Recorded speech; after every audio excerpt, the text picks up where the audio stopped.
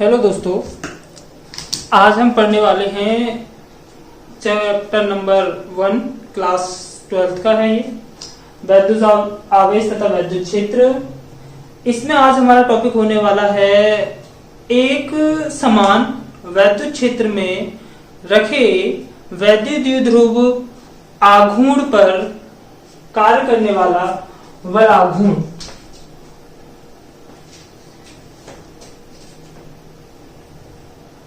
एक समान वैद्युत क्षेत्र में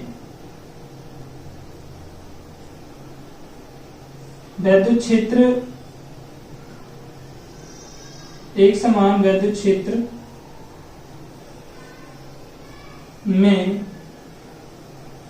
रखे वैद्युत द्विध्रुव पर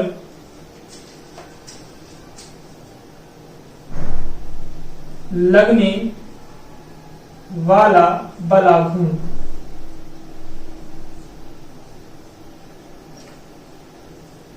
ये आज हमारा टॉपिक है।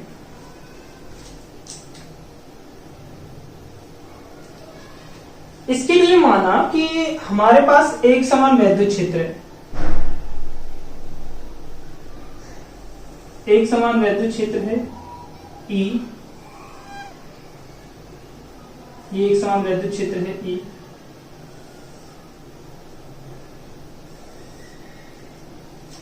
ये एक समान वैद्युत क्षेत्र है E।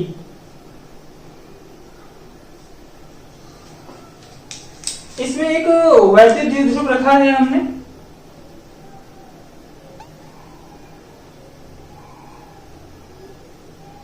ये दो बिंदु आवेश हैं। इस पर जो आवेश है वो माइनस का Q है।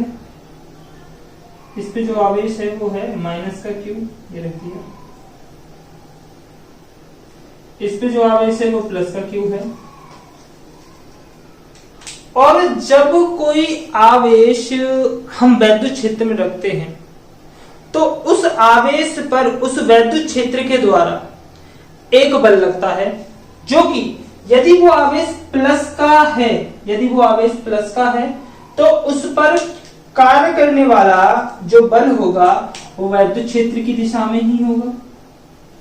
उस पर कार्य करने वाला जो बल होगा वो वैद्युत क्षेत्र की दिशा में होगा। और जो माइनस आवेश होता है उस पर कार्य करने वाला जो बल होता है वो वैद्युत क्षेत्र की विपरीत दिशा में होता है। इसके लिए माना कि ये हमारा वैद्युत द्विध्रुव है A। इस बिंदु आवेश को हमने मान लिया A। ये बिंदु आवेश जो है वो B है। ये वैद्युत द्विध्रुव है। इन दोनों आवेशों के बीच की दूरी मानी हमने वो है 2L। इस आवेश से इस आवेश के बीच की दूरी 2L मान लीजिए। ये बिंदु आवेश A पर जो बल लग रहा है वो माइनस आवेश पर लग रहा है, अर्थात ये जो बल होगा इसकी डायरेक्शन जो होगी वो वैद्युत क्षेत्र की विपरीत दिशा में होगी। और जो प्लस आवेश है उस पे जो वैद्युत क्षेत्र वैद्युत बल की जो दिशा होगी वो दिशा जो होगी वो वैद्युत क्षेत्र की दिशा में होगी। ये जो वैद्युत द्विध्रुव है हमने वैद्युत क्षेत्र E की दिशा से थीटा कोण बनाते हुए रखा है। इसके बीच की अल्प दूरी 2L है। जब ये दो बल एक द्विध्रुव पर एक साथ कार्य करते हैं तो एक बल ये हो गया, एक बल ये हो गया। मान लीजिए कि ये जो बल है FB है और ये जो बल है वो FA है। सॉरी, ये जो है FB है, ये जो है बिंदु A माना है तो ये A आ जाएगा आपका। ये बल जो है FA है और ये जो बल है वो FB है। ये दो बल हैं किंतु इनकी जो दिशाएं हैं वो विपरीत हैं। इस प्रकार जब दो बल कैसे हों, समान परिमाण के हों किंतु विपरीत दिशाओं में हों और किसी एक ही ऑब्जेक्ट पर एक साथ कार्य कर रहे हों तो इस प्रकार इन दोनों बलों को मिलकर एक बल आघूर्ण लगता है। एक बलाघूर्ण कार्य करने लगता है, जो कि इस वैद्युत द्विध्रुव को वैद्युत क्षेत्र की दिशा में लाने का प्रयास करता है। ओके, चलो आगे बढ़ते हैं। माना वैद्युत द्विध्रुव AB, वैद्युत द्विध्रुव AB जो एक समान वैद्युत क्षेत्र E में क्षेत्र से थीटा कोण बनाते हुए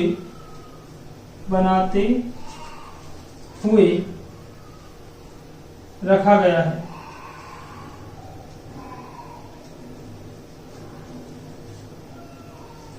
ये जो एंगल है इसके बारे में बताया अभी हमने कि एक वैद्युत द्विध्रुव है जो वैद्युत क्षेत्र E से थीटा कोण बनाते हुए रखा गया है।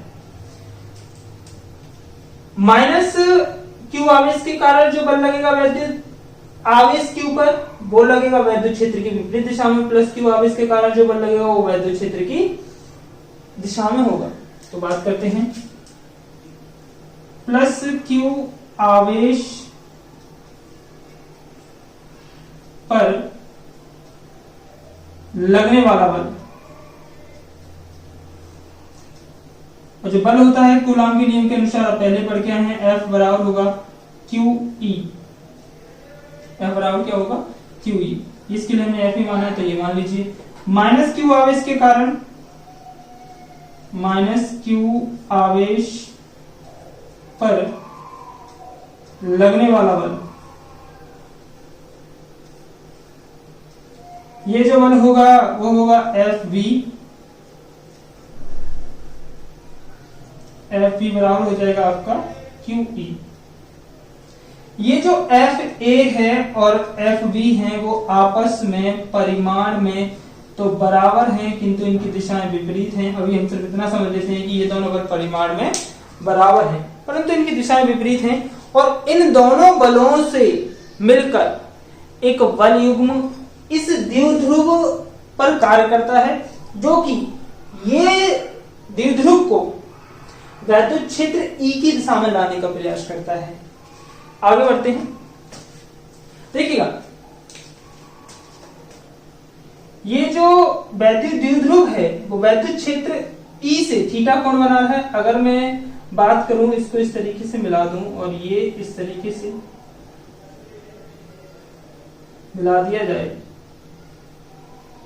यहां पर, तो ये जो एंगल होगा आपका समकोण त्रिभुज बनेगा। समकोण त्रिभुज, इसको मैं मान लेता हूं O, AOB, एक हमें समकोण त्रिभुज प्राप्त होगा, एक हमें समकोण त्रिभुज प्राप्त हो जाएगा AOB, क्योंकि अगर ये थीटा है तो निश्चित सी बात है कि ये भी थीटा होगा। ओके ना। तब इस पर एक बल आघूर्ण लगेगा, और बल आघूर्ण को जो हम रिप्रेजेंट करते हैं वो रिप्रेजेंट करते हैं टॉ से। तो टॉ बराबर जो होगा वो होगा एक बल गुणा दोनों बलों के, एक बल गुणा करेंगे इन दोनों बलों की क्रिया रेखा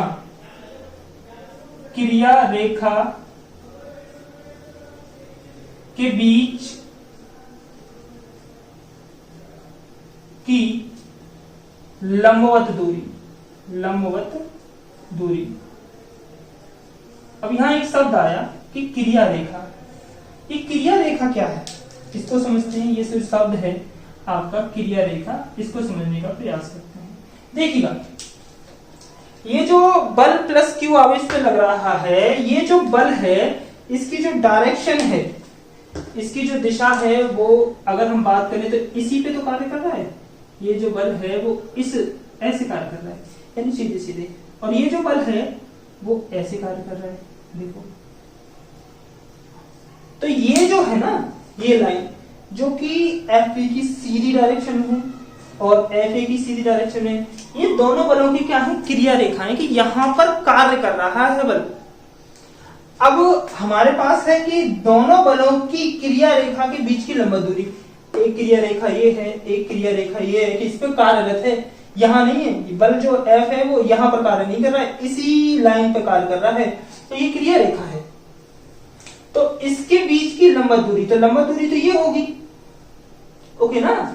तब हम लंबवत दूरी की बात करते हैं। अगर हम इसको फाइंड करेंगे कि बी ओ कितना होगा, तो पाइथागोरस थ्योरम के अनुसार अगर हमारे पास साइन थीटा है, पाइथागोरस थ्योरम के अनुसार, यहां लिख देता हूं इस चीज के लिए, पाइथागोरस प्रिंसिपल, साइन थीटा जो होगा वो होता है हमारा लंब बट्टे कर्ण, लंब बट्टे कर्ण। तो लंब कितना है हमारा, लंब है बीओ, और कर्ण कितना है, कर्ण है हमारा 12। तो बीओ जो आ जाएगा हमारे पास वो आ जाएगा 12 साइन थीटा।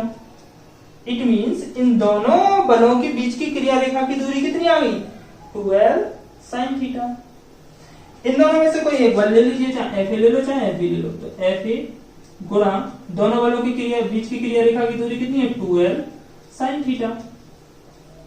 इसकी जो वैल्यू थी वो कितनी थी, Q E into 12 sine theta.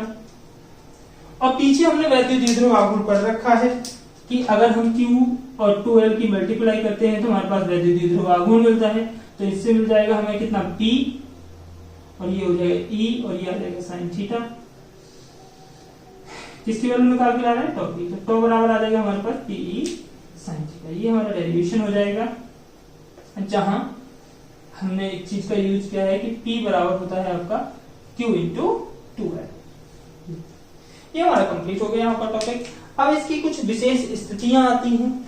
विशेष स्थितियों में क्या क्या स्थिति हो सकती है, यदि ये द्विध्रुव जो है वो अलग अलग प्रकार से हम रख सकते हैं। इसके लिए इसकी डायरेक्शन जो P है, P की डायरेक्शन के हिसाब से इसको हम देखते हैं। नंबर 1 विशेष स्थिति है इसकी, नंबर 1 स्पेशल कंडीशन है इसकी कि यदि जो वैद्युत द्विध्रुव है, जो वैद्युत द्विध्रुव है, ये वैद्युत क्षेत्र की दिशा है E, यदि वैद्युत द्विध्रुव को वैद्युत क्षेत्र की दिशा में ही रख दें, यहाँ पर प्लस आवेश है और यहाँ पर माइनस आवेश है, और जो P की डायरेक्शन होगी वो माइनस से प्लस की ओर होती है, तो इस स्थिति में जो थीटा हो जाएगा वो हमारा 0 हो जाएगा।